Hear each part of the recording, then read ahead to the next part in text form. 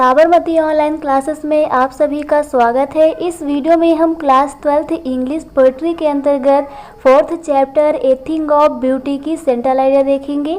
A thing of beauty जिसे composed किया है जॉन कीट्स जी ने। तो चलिए इसकी सेंट्रल आइडिया देखते हैं। तो सेंट्रल आइडिया के शुरुआत की लाइन में हम लोग करते क्या हैं, जो हमारी पोयम है इसका नेम लिखते हैं और पोएट का नेम लिखते हैं। तो this poem a thing of beauty की यह जो कविता है ए थिंग ऑफ ब्यूटी जो है ये कंपोज्ड की गई है, इसे लिखा गया है एक ग्रेट ब्रिटिश रोमांटिक पोएट। किसके द्वारा? ग्रेट ब्रिटिश रोमांटिक पोएट के द्वारा इसे लिखा गया है और उनका नाम लिख देते हैं जॉन कीट्स। तो यहाँ पर शुरुआत की लाइन में लिखते हैं this poem a thing of beauty is composed by a great British romantic poet John Keats. फिर आगे देखते हैं the following is an excerpt from his poem Endymion a poetic romance.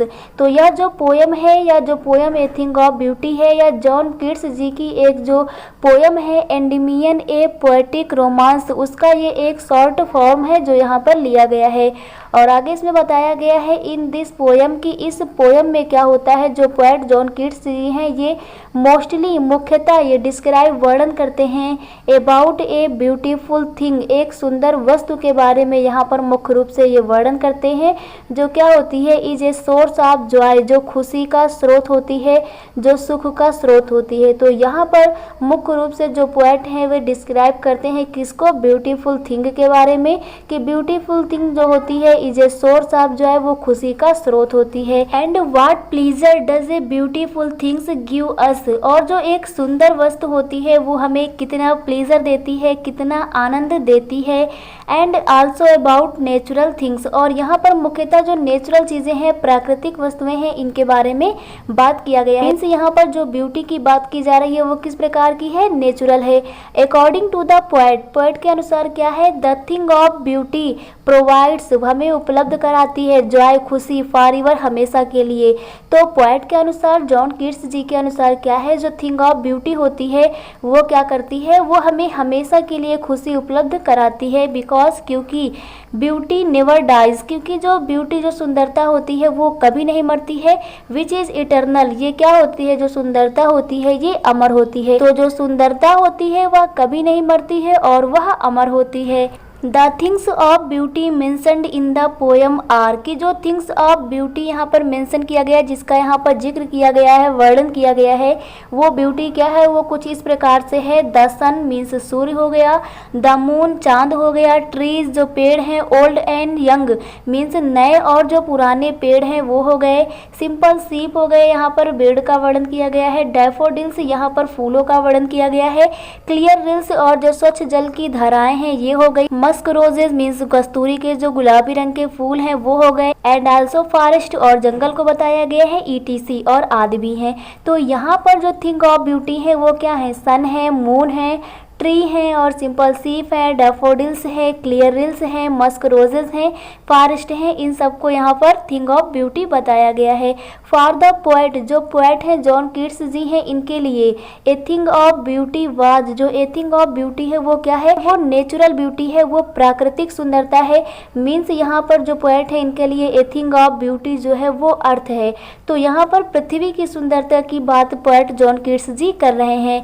Poet says, कवि कहते हैं, there is only beauty of earth, यहाँ पर जो पृथ्वी की सुंदरता है सिर्फ वही बाइंड बांधे हुए है द ह्यूमन बीइंग्स, मानव को, कि पृथ्वी की जो सुंदरता है वही मनुष्यों को बांधे हुए है in spite of sufferings means मुसीबतों के बावजूद।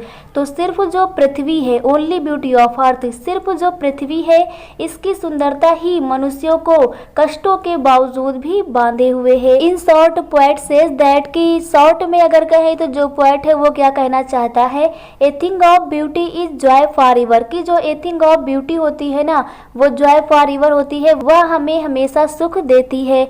Truth is beautiful and beautiful is truth, तो यहाँ पर ये कोटेशन भी यूज किया गया है कि ट्रुथ इज ब्यूटीफुल, जो सत्य है वही सुंदर है, एंड ब्यूटीफुल इज ट्रुथ, और जो सुंदर है वही सत्य है। तो यहाँ पर ये कोटेशन यूज किया गया है, सत्य ही सुंदर है और सुंदर ही सत्य है। आगे देखते हैं, natural beauty as immortal drink, जो नेचुरल ब्यूटी है, जो प्राकृतिक सुंदरता है, एज इमोर्टल ड्रिंक, वह एक प्रकार से पेय पदार्थ के रूप में, अमृत के रूप में पावरिंग जो है इसकी वर्षा हो रही है अनटू अस हम पे, फ्रॉम द हीवेंस बिंक। हीवेंस बिंक मीन्स स्वर्ग के किनारे से, बिंक मीन्स होता है किनारा, तो स्वर्ग के किसी किनारे से ये जो प्राकृतिक सुंदरता है ना इसकी हमारे ऊपर वर्षा हो रही है, मीन्स ये गॉड गिफ्टेड है और इसे हमें सहेज करके रखना चाहिए। तो आप लोगों को ए थिंग ऑफ ब्यूटी पोएम की ये सेंट्रल आइडिया क्लियर हो गई होगी। चलिए इसका पोएटिक ग्रेस देख लेते हैं। पोएटिक ग्रेस मीन्स काव्यगत सौंदर्य के अंतर्गत यहाँ पर हमारा फर्स्ट पॉइंट होता है, poet mostly describes about the natural beauty, की जो कवि जॉन कीट्स जी हैं उन्होंने मुख्य तौर पर यहाँ पर नेचुरल ब्यूटी मीन्स प्राकृतिक सुंदरता का वर्णन किया है। सेकंड पॉइंट देखते हैं, use the figure of speech. Figure of speech means होता है अलंकार, कि यहाँ पर कौन सा अलंकार प्रयोग किया गया। तो यदि आप लोगों ने फिगर ऑफ स्पीच का वीडियो न देखा हो तो क्लास 12th इंग्लिश के प्लेलिस्ट में जा करके इसे जरूर देखिएगा। तो यहाँ पर जो फिगर ऑफ स्पीच यूज किया गया है वो यूज किया गया है मेटाफर। मेटाफर मीन्स होता है रूपक अलंकार, तो यहाँ पर रूपक अलंकार यूज किया गया है। एग्जाम्पल के तौर पर जो बावर क्विट यूज किया गया है यहाँ पर रूपक अलंकार यूज किया गया है। और सेकंड यहाँ पर इलिट्रेशन है मीन्स अनुप्रास अलंकार है, इलिट्रेशन मीन्स अनुप्रास अलंकार, तो यहाँ पर स्लीप स्वीट जो आया है यहाँ पर जो है अनुप्रास अलंकार का प्रयोग किया गया है। तो पोएटिक ग्रेस भी आप लोगों को क्लियर हो गया होगा। तो आप लोगों को ए थिंग ऑफ ब्यूटी जो पोयम है इसकी सेंट्रल आइडिया क्लियर हो गई होगी। Thank you.